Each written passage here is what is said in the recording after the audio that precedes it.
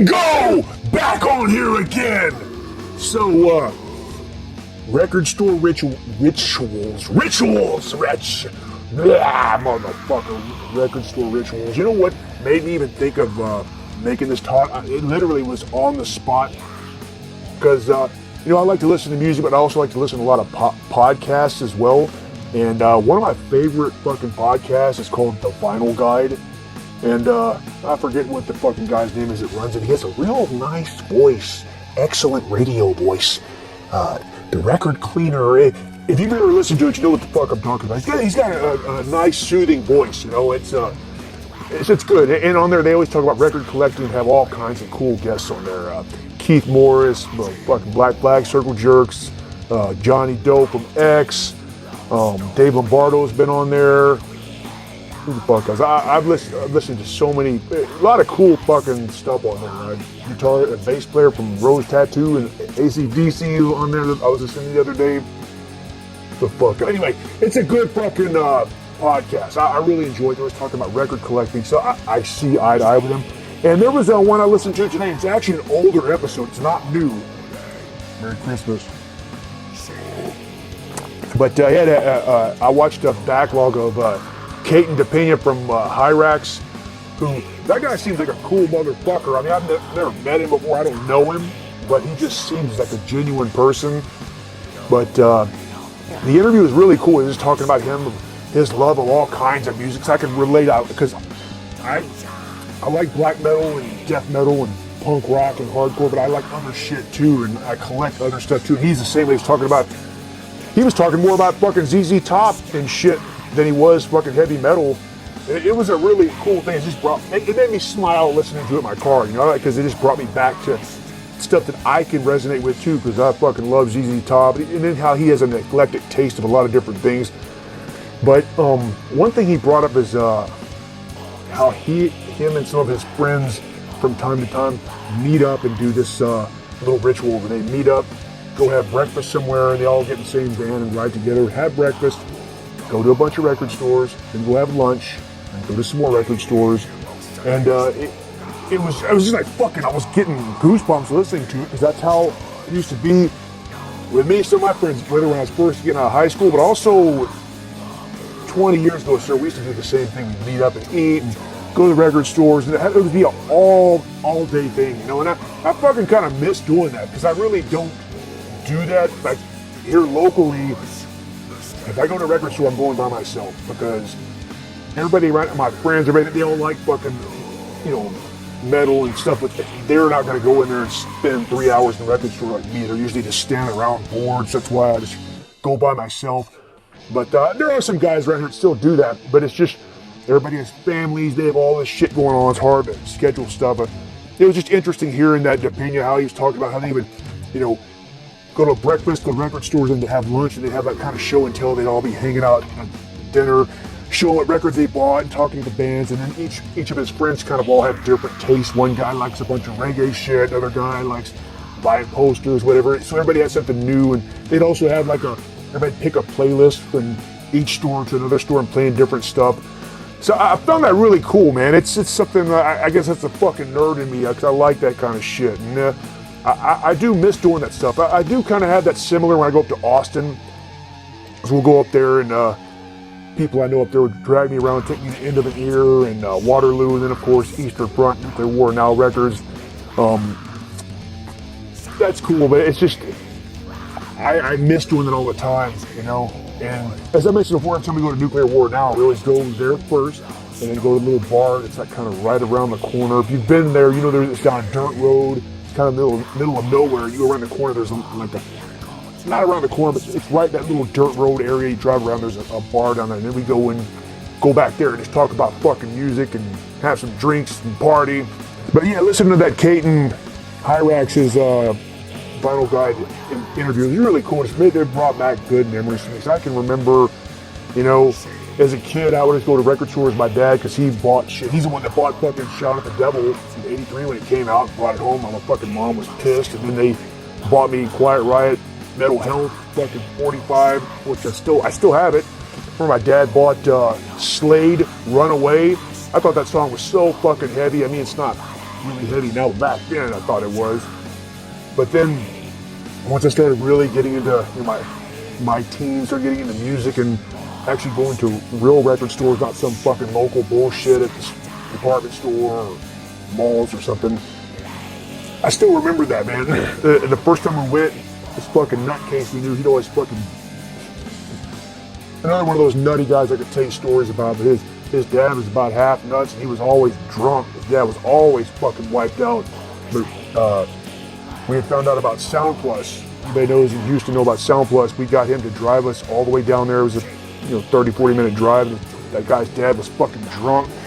When he was driving, you got, lanes. This motherfucker's taking up 2 lanes, driving in the middle. Surprised we didn't get fucking pulled over. But of course, we were 15, 16. We're just laughing, thought it was fucking funny. But we go down there, and man, this when I knew about music, but that's when death metal was first starting to get big. This was early 90s. This was definitely like 90 or 91 or something like that. And went down there and saw all this shit. Like, whoa, this is the real shit here, man. And it just became a ritual. It did ever since then. He took us there. And then we went there and found Sound Exchange, found all these other stores that were down there. Some are closed, some are still open to this day. And then when I finally got my fucking license, man, I barely knew how to drive. I fucking drove all the way down there. It was one of the first places I went to, driving in fucking over in Montrose area because I wanted to go to the fucking record store. And that was back then. Me and my friends, we'd go to the record stores and same thing. Go eat and then go to stores. I'd go in there and look at every fucking thing. We get all competitive. I'd be looking at shit. My friend, well, what is he going to get something better than me? And I want to make sure I look when he's take a look at what he's looking at, man. And I remember one time I was at the cassettes, and this is when Suffocation Human Waste had came out. And in the cassettes, they had this Suffocation demo, and some fucking idiot had it. And I saw it. I said, some guy I didn't even know. I said, oh, they had the Suffocation demo. Yeah, I remember I was trying to be clever. I was trying to talk him about, hey, that fucking sucks. It's not any good. Fucking sucks. I was trying to talk him so he'd put it back so I'd buy the shit, but he wasn't buying it. He said, no, I'm getting this shit. So fucking sucks. But I can think about so many good records I saw. I remember back then, a friend of mine was buying SOB, What's the Truth, their second LP. Man, and I look at that and I'm thinking, I have the cassette of that. I wish I would have bought that fucking 12-inch. To this day, I still wish I would have saw it. Also, back then they had Napalm Death, Live Corruption. I got a reissue of it, but it was the original one. That has the original red artwork that was on the original VHS release. One of the best fucking live albums of all time. I wish I would have bought that shit. But, back then, learning about bands for the first time, I like the Dwarves, Blood, Guts, and Pussy. I bought that just because of the way the cover looked. I was like, oh, this fucking's got to be good. Warzone, the first Warzone album, I bought it just because of the way the cover looked back then. Reagan Youth, it looked fucking crazy ass cover, all those gothic leads and shit. Just, hear about stuff and buy it. So many fucking stories back then. And also, I told this story too, another video about Beherit. Remember when they Beherit Oath of the Black Blood, whatever the fuck it's called. It was released on JL America.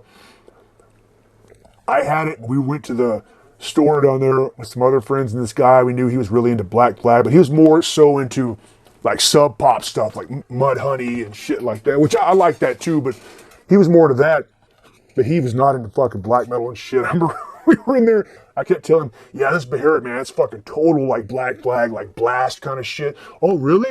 The cover is weird or not, man? It's fucking good. He bought it. We got his car and put it in. He was like, you motherfucker. As soon as it started playing, and you know what Beherit sounds like, that album. It's fucking funny. Another time we went down there with Dr. Death.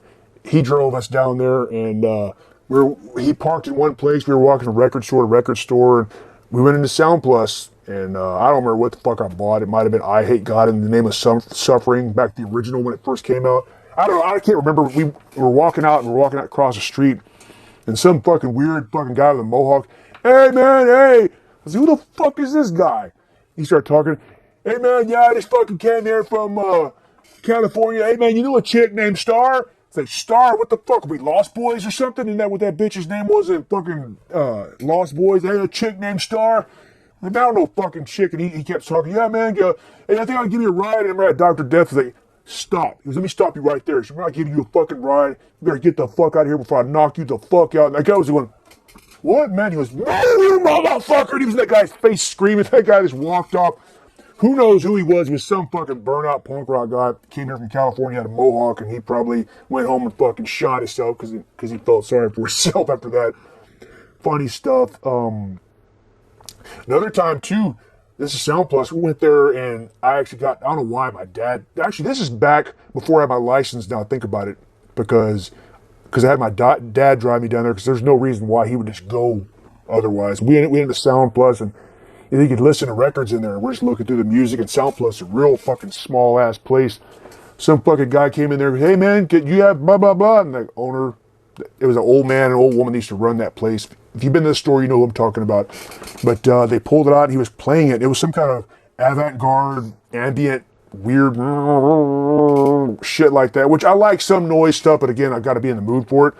But that guy was playing that. It was over the speaker, and then he got done, and he goes, oh yeah, this is exactly what I'm looking for, and he bought it.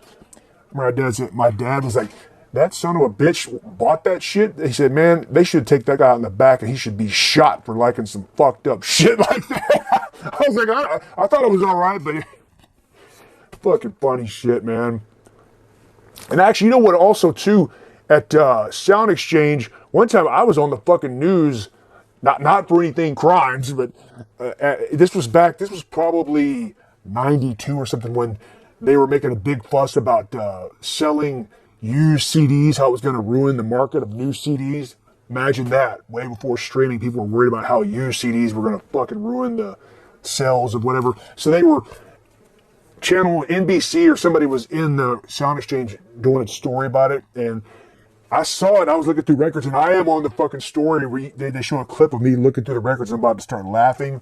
I can't ever find it. I've tried to look it up, see if anybody happened to have it on YouTube, but I have never seen it since that day when it came out, and that was in 92. It was NBC or some channel. I can't remember which station it was, but yeah. But good times, man. Going, and nowadays you go to the fucking store drunk and buy a bunch of shit you don't need. It's fucking funny. Anyway, what are you? Hey, does anybody have any fucking rituals like that? I know I do. I fucking love it. That's it for now. Also, shameless self-promotion. This fucking zine, fucking paper zine, fucking black metal, death metal zine. It's fucking, if it's for sale down there, the link. I don't know. When I post this video, it may already be sold out. I don't know. I did limited copies of this. But there you go. Printed zine. Comes with a fucking CD sampler from Fomorian Productions. Anyway, that's out. That's out. Go home and worship Satan and have a good time.